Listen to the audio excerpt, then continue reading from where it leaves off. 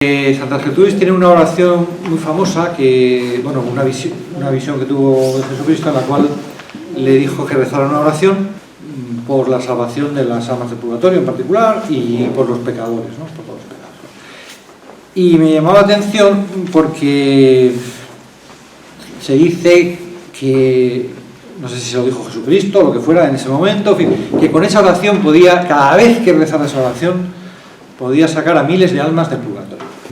El hecho es que nos demos cuenta del poder que tenemos no ya al asistir a la misa, sino incluso simplemente por el hecho de ofrecer, de unirnos nosotros al sacrificio de la misa. Es que esa realidad, es una realidad que es el sacerdocio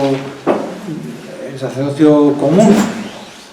Hay una diferencia entre el sacerdocio ministerial, que es el ministerio sacerdotal del sacerdote, pero cada cristiano, por esa capacidad que tiene, que le da el bautismo, de unirse al sacrificio de Cristo, ¿no?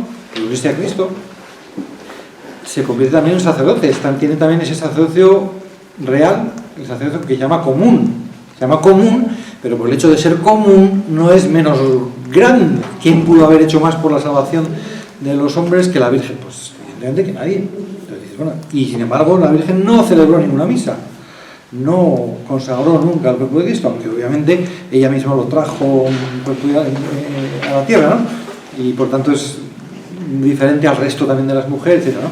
Pero voy a seguir decir que todos tenemos esa capacidad de unir, de sacar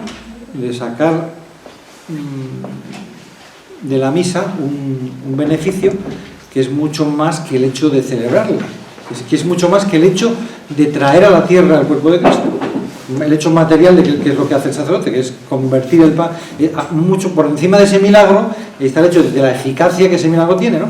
Entonces nosotros podemos unirnos a ese hecho, y para eso estamos.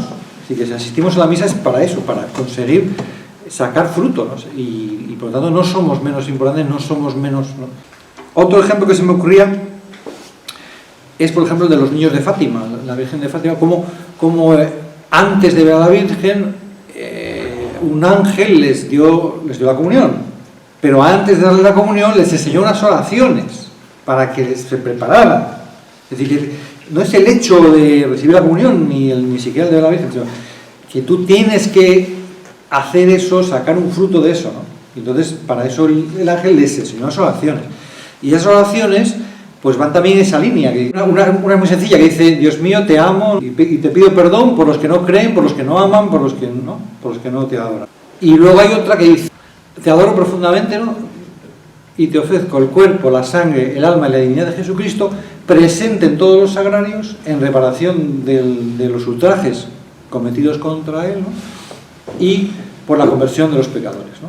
Entonces, ni siquiera están diciendo que, claro, los niños de Fátima pues no iban a celebrar la misa. Ni siquiera es el hecho de asistir a misa, sino ofrecer el cuerpo de Cristo, que ya está consagrado y que se guarda en los sagrarios. O sea, eso también se puede uno ofrecer. Entonces, por eso digo que los seres humanos, todos tenemos la capacidad, no todos somos sacerdotes, no todos vamos a consagrar el cuerpo de Cristo, pero todos podemos adorar a Dios en la Eucaristía y luego ofrecer el cuerpo, la sangre, o sea, ofrecer la Eucaristía de alguna manera por la salvación del mundo, ¿no? El poder que tiene la misa no está limitado por el tiempo.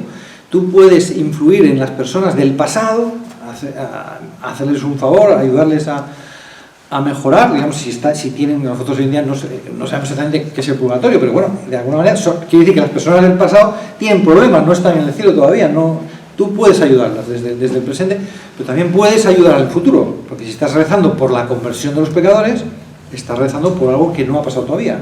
Por eso quiere decir que digamos que la fuerza de la misa pues es una fuerza inmensa, y por lo tanto cuando estudiamos la liturgia lo que queremos es sacar esa fuerza, es decir, ¿qué puedo hacer yo? Hace unos días vi un reportaje de unas presas, de la presa de Aldea Dávila, ¿no? En el Duero, y decía que una presa que estaba hecha en el año 62, o sea, y que sin embargo todavía hoy día pues esa presa produce, no sé si el 20 o el 40% de la energía hidroeléctrica de España. y que es pues, probablemente la más grande. Entonces, un poco para decir eso, bueno, pues que no sabemos la trascendencia que puede tener, era un poco por comparar la energía que puede almacenar una presa pues a la energía espiritual que se puede sacar de una misa. Evidentemente ni siquiera se puede comprar, porque la misa tiene una energía infinita, pero lo infinito pues se le pueden poner, podemos agarrarlo, dentro de que pues podemos alcanzarla, podemos poner una presa, por así decir, como si asistiera a misa, podríamos poner una presa y acaparar o embalsar toda esa gracia de Dios que es infinita de por sí, y que de alguna manera si no nos preparamos pues pasa como pasaría el agua del río si no se la detuviera, pasa y bueno, se puede sacar cierto fruto, uno puede beber, otro puede regar, pero claro, comparado con el hecho de poner una presa y decir, sacar ahí una cantidad de energía, pues, y es la misma agua, ¿no? Y es el mismo río. Entonces, por eso digo que eso sí que, esa es la grandeza que tiene la participación en la misa, que, ¿no?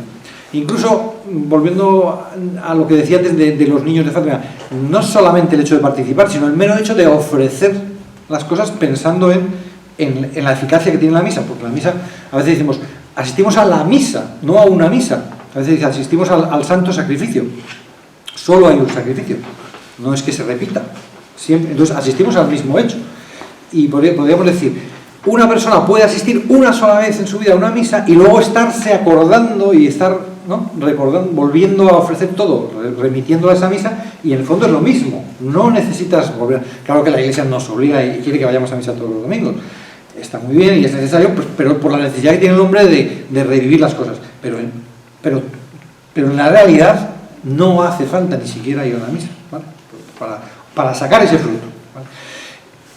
Otro ejemplo que se me ocurría, puesto que ya hemos mencionado de los niños de Fátima, pues los cristianos del Japón. A los cristianos del Japón, a fines del siglo XVI, en 1597, y en adelante, sucesivamente, ya hasta pues les prohibieron ir a misa, les mataron a todos los curas, mataron al único obispo que había, los persiguieron a los cristianos y prácticamente desaparecieron. No hubo ninguna misa, durante 250 o casi 300 años no hubo en Japón ni una sola misa, ni una. Porque no había curas, estaba prohibido. Y sin embargo, cuando en 1850 o 60 vuelven los católicos allí, los misioneros, y ponen ahí una iglesia y tal, pues aparecen unos señores y tal, y eran católicos, y habían mantenido la fe, y tal. ¿Y cómo han mantenido? Pues porque se puede uno unir sin necesidad de asistir, ¿no? O sea que, entonces un poco, todo esto era un poco para decir también que cuando decimos que la misa se divide en dos partes principales, que serían la liturgia de la palabra y la liturgia eucarística, pues ya dijimos la semana pasada que no es que sean dos partes, ¿no? Propiamente la misa es un solo acto, pero sí que tiene dos grandes bloques.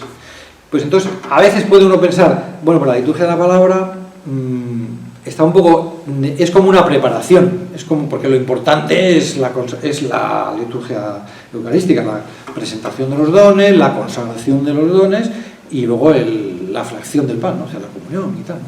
Y parece que lo anterior, como si dijéramos, pues, bueno, es que como para ir calentando, como si no tuviera mucha importancia, ¿no? Porque al fin y al cabo lo esencial es que tu cura consagre y que nos dé la comunión.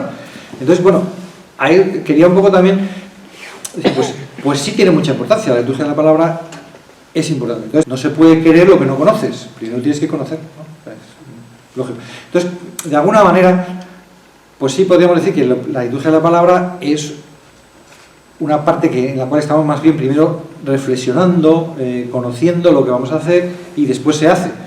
También podría la comparación ponerse entre la oración y la acción. A veces, primero oración y luego acción, ¿no? Primero rezas y luego haces, ¿no?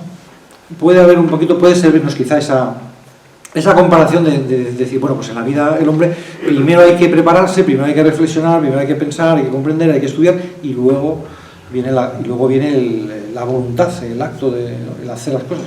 Bueno, no sé si sirve, pero un poquito para resaltar la necesidad de prepararse.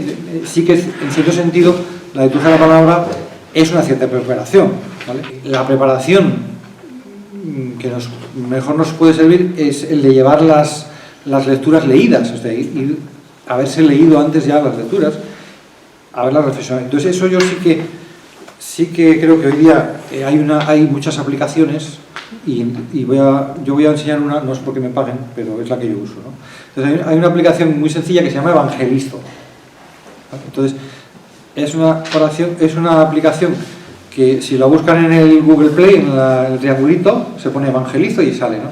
Y tiene este icono que es una cruz de colorines, ¿no? ¿Vale?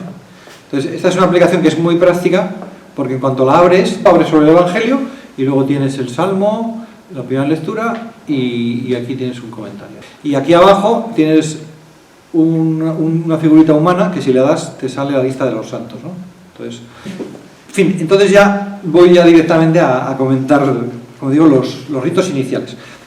La liturgia de la palabra, o sea, lo que es antes de la liturgia eucarística, tiene dos partes. Aquí ponemos A, ritos iniciales, y B, liturgia de la palabra propiamente dicha.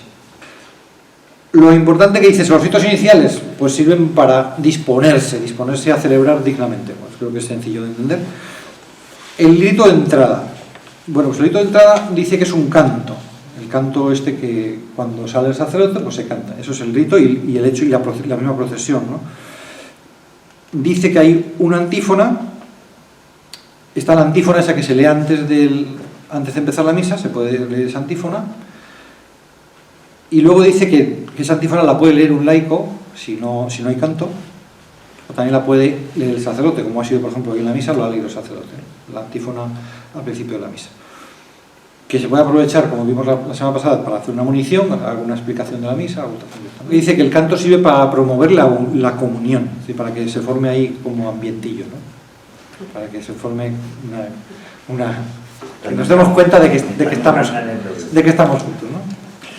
Lo del saludo al altar.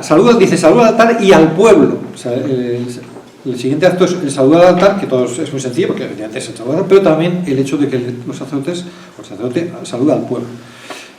Hay una diferencia que dice que es que todos los que van con el sacerdote, imaginemos que fuera un monaguillo, los ministros, aquí los llaman ministros a los monaguillos, ¿no? Entonces, si fueran con el sacerdote, los monaguillos, todos hacen una inclinación al altar, pero luego solamente el sacerdote que va a celebrar y el diácono lo besan. O sea, los ministros no, los monaguillos no. Hace la señal de la cruz y saluda. Entonces, el saludo no es simplemente decir buenos días, que podríamos decir. El saludo consiste, a veces el sacerdote saluda por un detalle de amabilidad, pero el saludo no es un detalle de amabilidad. El saludo consiste en que nos está advirtiendo de la presencia del Señor. O sea, que el sacerdote, cuando nos saluda, está diciendo, nos estamos reunidos en presencia de Dios, o sea, que nos está recordando la presencia de Dios. Y a la vez la respuesta tampoco es un mero detalle de decir hola, buenos días, ¿no? Sino que, o sea, el Señor esté con vosotros, ¿no? ¿Vale? Se está recordando la presencia del Señor. Y nosotros decimos, y con tu espíritu. Bueno, pues esa respuesta tan breve, pues también tiene que, por nuestra parte, como dice aquí, manifiesta el misterio de la Iglesia congregada. Simplemente que estamos respondiendo no simplemente por hola, ¿qué tal?, sino respondemos pues para que sea consciente de que somos iglesia, de que somos la iglesia, que nos sentimos parte de esta iglesia que celebra, ¿no? Bueno, es sencillo, pero es interesante, ¿no? Luego dice aquí que se puede explicar o introducir la misa, y eso sí puede hacerlo tanto el sacerdote como el diácono, como un lector, un ayudante, incluso un laico, ¿no? O sea, lo puede hacer un laico. Sí que es cierto que, digo, porque el otro día quizá comentar lo de que las municiones las tiene que decir el sacerdote. Bueno, efectivamente, las municiones, las explicaciones propias que son propias del sacerdote, esos son del sacerdote. Pero en este caso, la introducción a la misa un laico puede introducir, puede explicar lo que, pues esta misa hoy celebramos a fulanito, tal. Eso no es una munición, no es que sea que el laico está pisando el territorio o el terreno sacerdote. Vale, pues eso es lo que dice. Pues hasta aquí lo del saludo. Acto penitencial. Bueno, pues el acto penitencial se compone primero de invitación. Eso te dice, reconozcamos nuestros pecados. Hay invitación. Luego hay silencio. Es interesante porque, claro, lo decíamos también nosotros, pero nunca está. Si tenemos que reconocer nuestros pecados, pues dame tiempo. Porque, claro, no se puede dar por supuesto que llevamos el examen hecho. Hay que dar un tiempo a que la gente, pero bueno. Muchas veces, también lo dije la semana pasada, muchas veces son cosas que tiene que hacer el sacerdote y entonces nosotros simplemente podemos constatar que las hace o no las hace, Entonces, bueno, pues si no las hace, pues te fastidias. Vuelvo a lo del principio para decir, bueno, siempre podremos nosotros, ¿no?, sacar todo el fruto que podamos. Más que lamentarnos de que haya cosas que se hagan bien o mal, o que parece que se hace, pero que cuando no se hace con mala intención, pues tampoco pasa nada. Pero que nuestra inquietud no sea la de ir a fisgar a ver qué está haciendo mal, sino de decir, bueno, a ver cómo podría yo sacar más fruto al margen de que las cosas pues, entonces, si yo percibo esto, pues que, oye, pues bueno, voy a intentar yo poner más arrepentimiento, ¿no? Yo no sé cuánto arrepentimiento va a poner el de al lado, pero bueno, el acto penitencial es mi ocasión para arrepentirme, ¿no? Luego también es curioso que el acto penitencial luego lleva una fórmula que normalmente es una confesión, ¿no? Como decíamos el otro día, normalmente será la fórmula esta de yo pecador me confieso a Dios, una variante, ¿no? No es exactamente el yo pecador, pero es la variante que se dice en misa muy parecida. Normalmente será esa, pero no necesariamente, porque hay otras fórmulas que se pueden usar. Como vimos también una que anula lo del Señor ten piedad. Si se usa la fórmula de Señor, tú, ¿qué tal y cual? Señor, ten piedad. Jesucristo, ¿qué tal y cual? Cristo, ten piedad.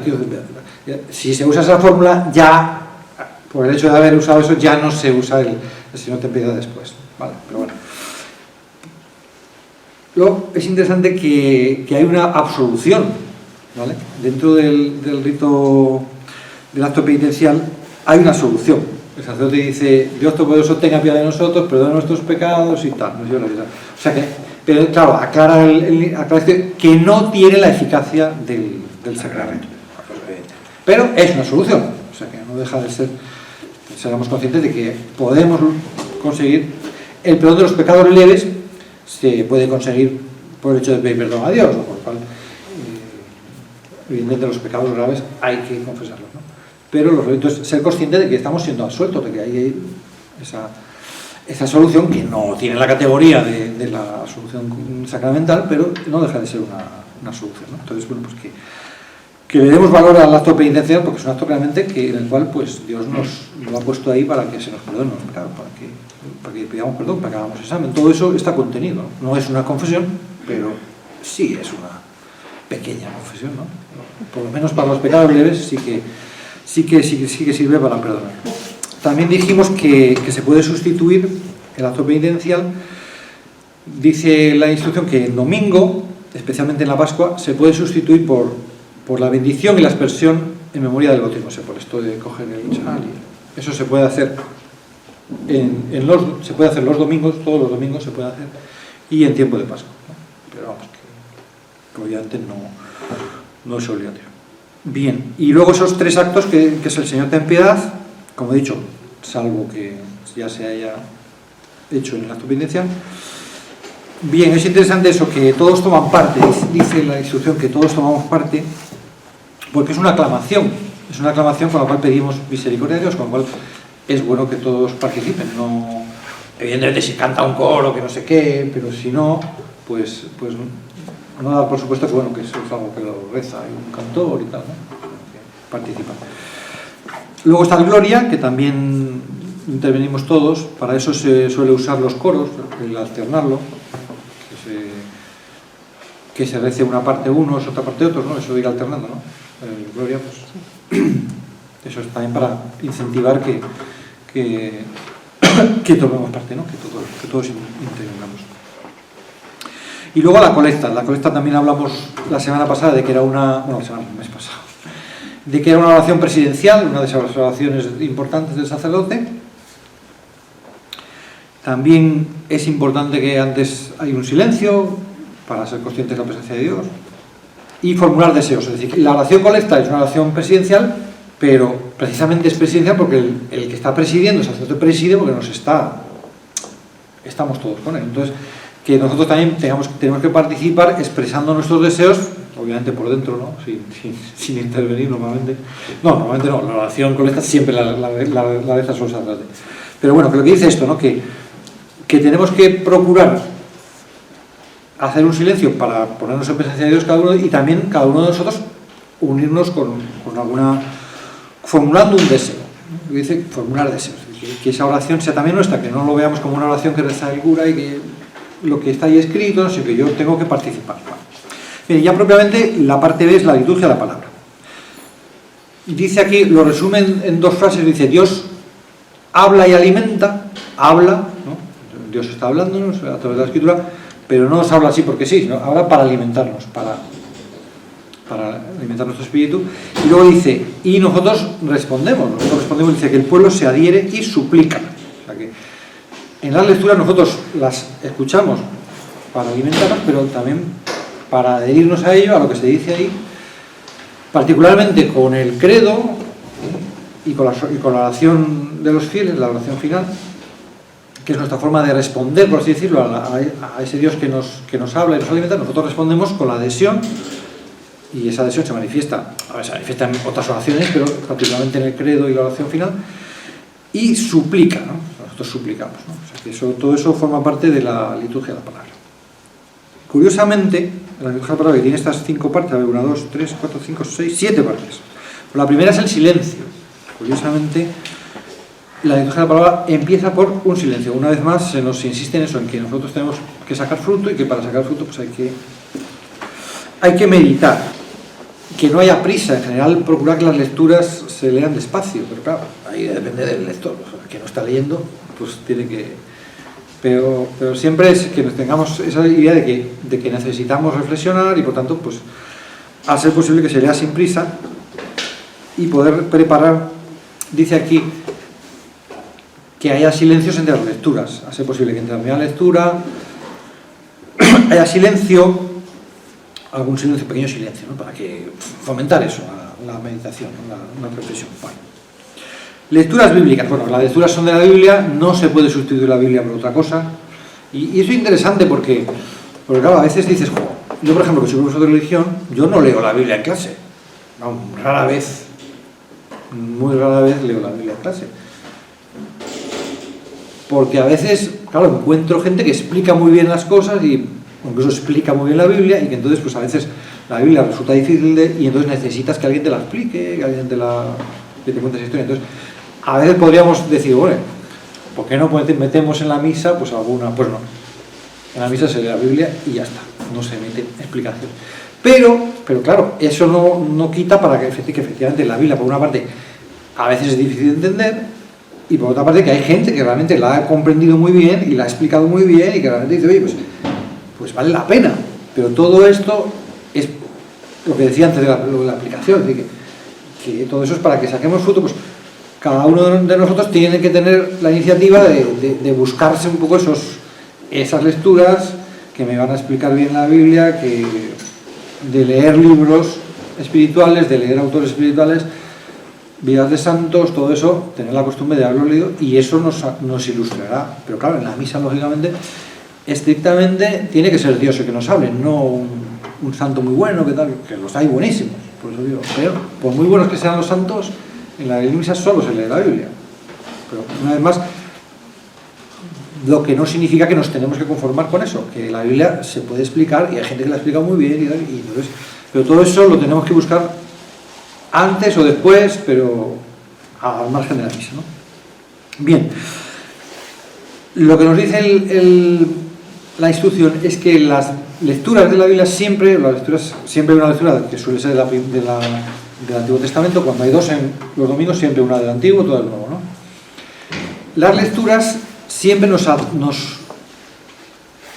explican la salvación, claro, nos explican la historia de la salvación, y por tanto una cosa fundamental que nos tienen que explicar es la unidad del Antiguo Testamento con el Nuevo Testamento. Es decir, que no hay una ruptura, que Cristo ya estaba anunciado en el Antiguo Testamento, y que las cosas que estaban anunciadas en el Antiguo Testamento se cumplen en el Nuevo. Es decir, que esa coordinación, esa unidad de los...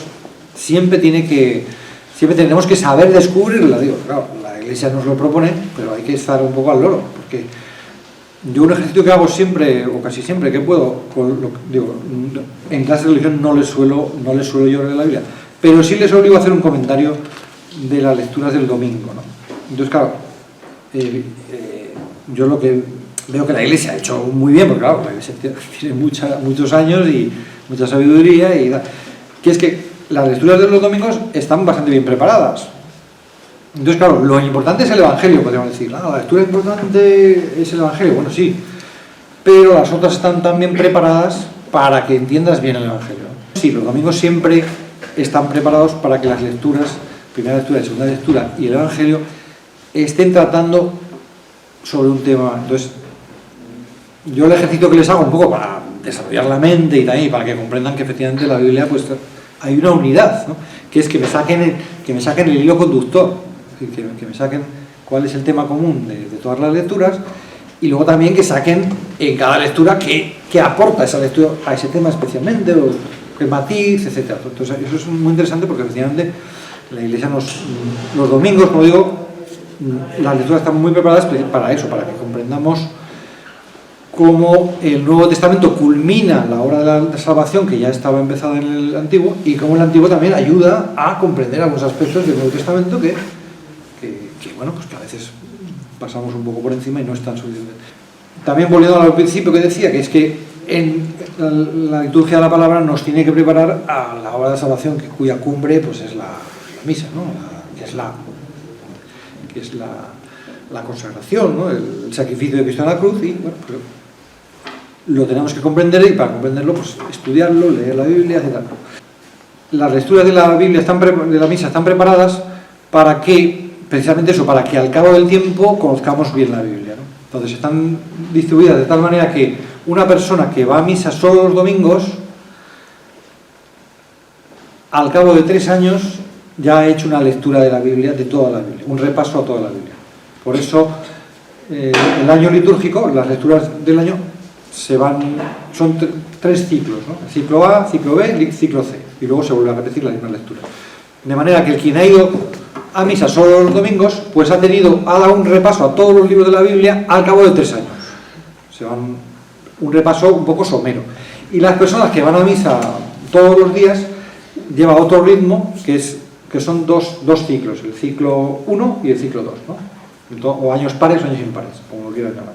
Entonces, y claro, como hay más lecturas y más tiempo y más misas, lógicamente, se lee más en profundidad. Y quiere decir que al cabo de 2 años, una persona que va a misa todos los días, al cabo de 2 años se ha leído todos los libros de la Biblia, por lo menos no íntegros, pero sí con un poquito más de profundidad que como los ha leído o escuchado el que ha ido a su misa al domingo. Pero es bueno saberlo, es decir, que la Iglesia quiere que conozcamos bien la Biblia, y eso por eso condensa todos los libros en esas lecturas. Bien.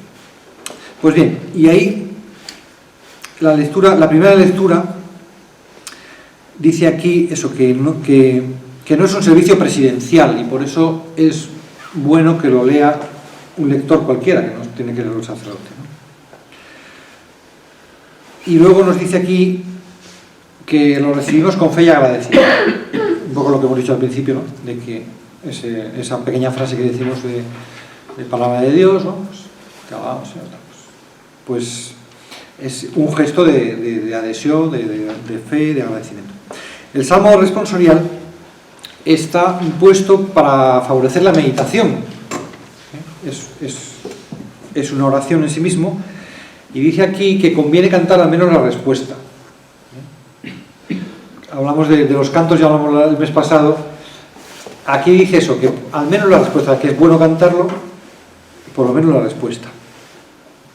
Y luego otra cosa interesante que he visto aquí, que es que se puede sustituir, no necesariamente tiene que ser el que pone las lecturas, se puede sustituir por el responsorio del gradual romano o el salmo del gradual simple. También para que se vea que hay un ámbito para la innovación, o si se quiere, ¿no?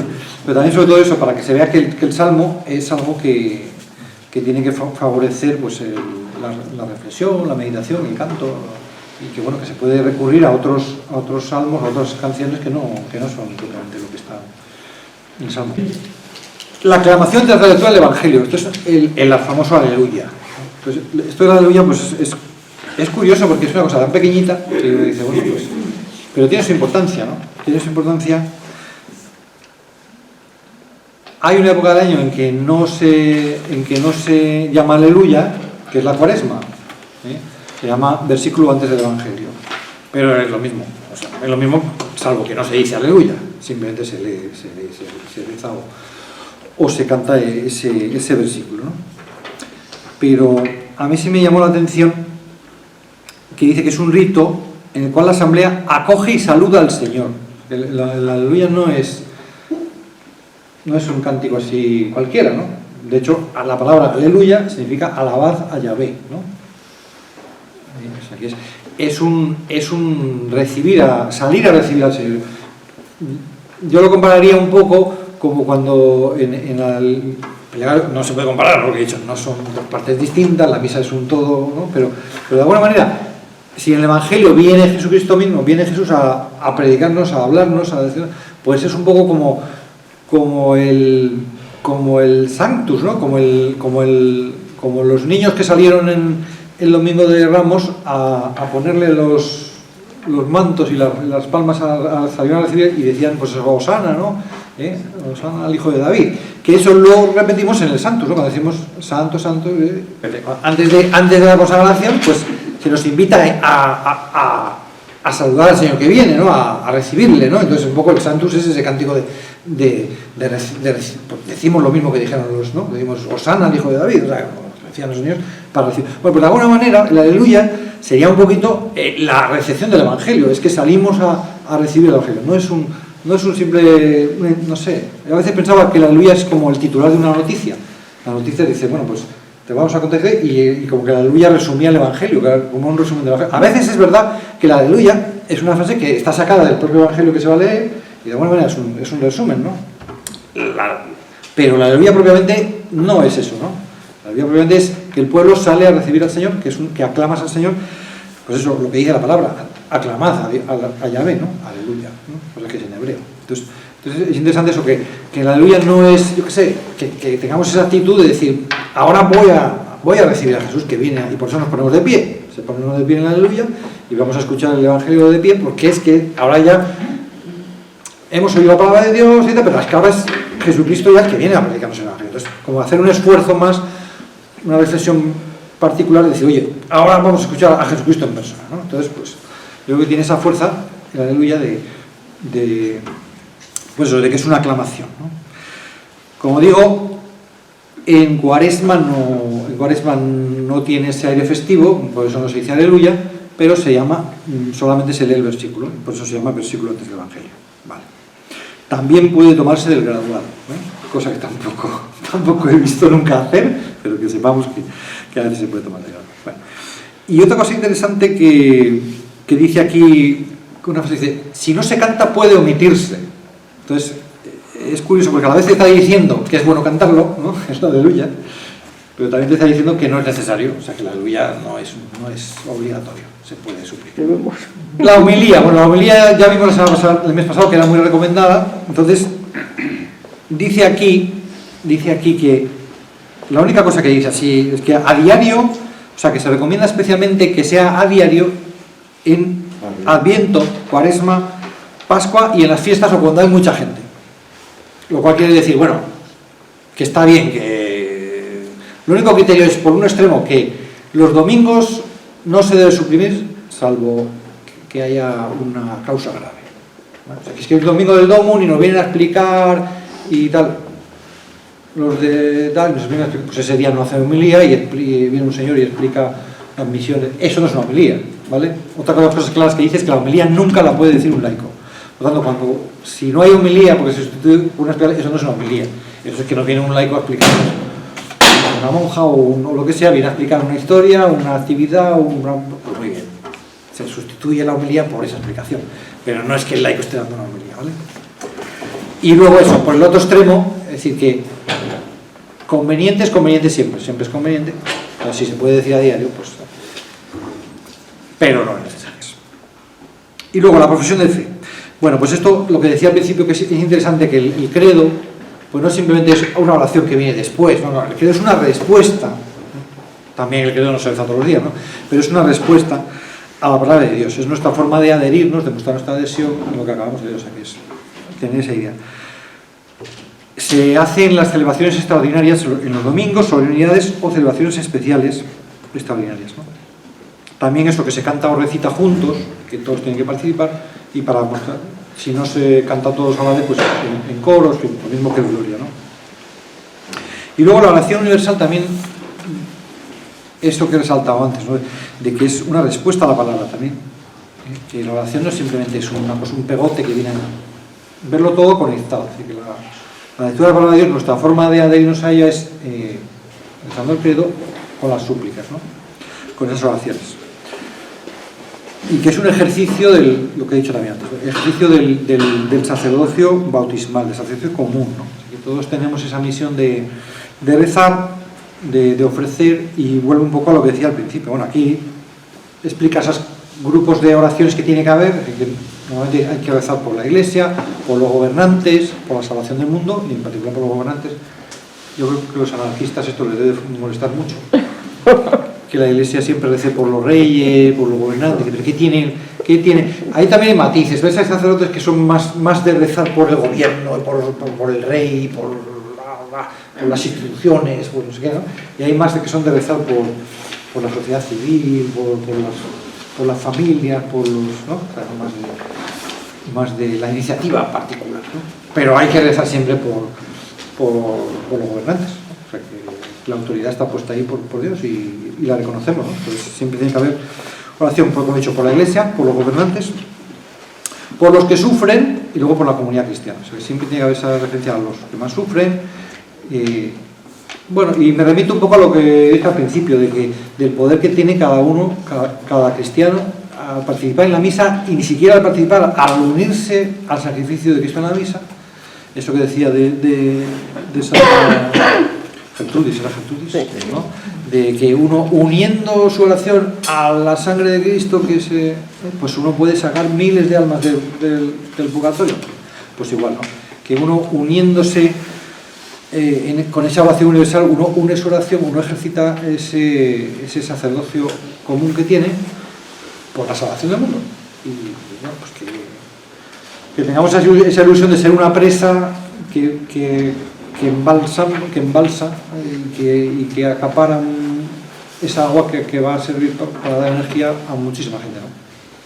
Que yo creo que es lo importante, ¿no? Que en verdad no saber si ahora tengo que cantar o no tengo que cantar, o si esto se dice tal, sino que decir, no, pues, yo tengo que participar en la misa, unirme al sacrificio de Cristo en cada oración, ¿no? Cada oración es una ocasión, y especialmente la oración de los fieles, la oración universal es esa ocasión especialísima de decir yo uno mis intenciones. Bien, otro detalle es ese, que la empieza y la acaba el sacerdote, y luego eso, que el pueblo se asocia con la invocación, pero también con el silencio. También el silencio es una forma de unirnos a la oración.